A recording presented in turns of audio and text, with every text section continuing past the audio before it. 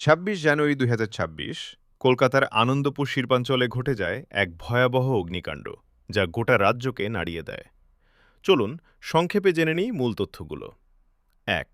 আনন্দপুরে ভয়াবহ আগুন। ২৬ জানুয়ারি ভোরে আনন্দপুর এলাকার দুটি সংলগ্ন গুদামে আগুন লাগে। এর একটি ওয়াও মোমোর সঙ্গে যুক্ত স্টোরেজ ইউনিট ছিল। দাহ্য পদার্থ ও অপ্রতুল ফায়ার সেফটির কারণে আগুন দ্রুত ছড়িয়ে পড়ে। ২. মৃত ও নিখোঁজ শ্রমিক। এই দুর্ঘটনায় অন্তত ২০ জনের বেশি শ্রমিকের মৃত্যু হয়েছে।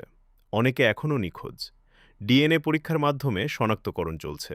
অনেক শ্রমিক গুদামের ভেতরেই ঘুমিয়েছিলেন। ৩. সরকারি প্রতিক্রিয়া নিয়ে অভিযোগ উঠেছে, জরুরি পরিষেবা ঘটনাস্থলে পৌঁছাতে দেরি করে।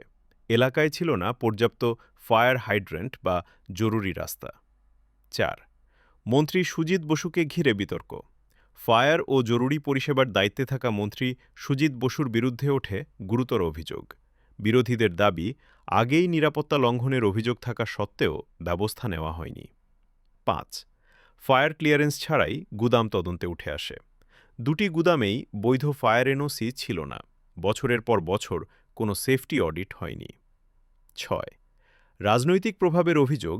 ওয়াও মোমো কর্তৃপক্ষের সঙ্গে রাজনৈতিক মহলের ঘনিষ্ঠতার অভিযোগ ওঠে। এর ফলে নিয়মকানুন শিথিল করা হয়েছিল কিনা সেই প্রশ্ন ঘোরাফেরা করছে। ৭. গ্রেফতার হলেও মূল মালিকরা অধরা।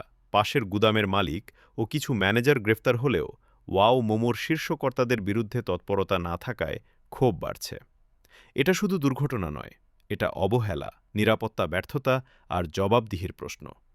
মানুষ আজ উত্তর চায়, দোষী কে আর দায় নেবে কে।